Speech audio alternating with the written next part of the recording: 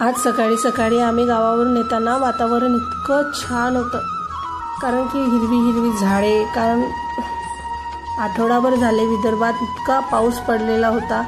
8 दिवस सगळीकडे पाऊस, धुवाधार पाऊस होता. नंतर मी घरी आली, पहिले मुलाची तयारी केली, त्याला शाळेत पाठवलं. नंतर आम्हाला भूक लागली म्हणून मी पोहे करायला घेतले. पहिले तर छान असे पोहे धुवून घेतले. नंतर मी शेंगदाणे फ्राय केले, ते काढून घेतले. त्याच्यात आलू, कांदे, टमाटर, मिरची, कढीपत्ता असं सगळं टाकून त्याला फ्राय केलं. नंतर त्याच्यात हळद, मीठ असं छान असं परतून घेतलं. नंतर पोहे टाकले. बघा तुम्हाला दिसतच आहे किती छान कलर आलेला आहे पोह्यांना. पोहे म्हटलं की सगळ्यांनाच आवडतात. विदर्भात तर तर्री पोहे तर फेमसच आहे. अमरावतीचे तर्री पोहे कोणी खाल्ले आहे का?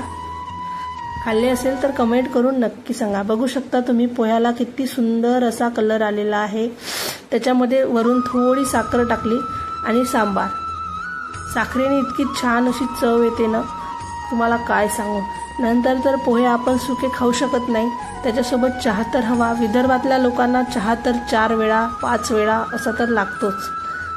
बघा किती छान असा कड आलेला आहे चहाला. चहा आणि पोहे मस्त आमचे खाऊन झालेले आहेत. थँक्यू.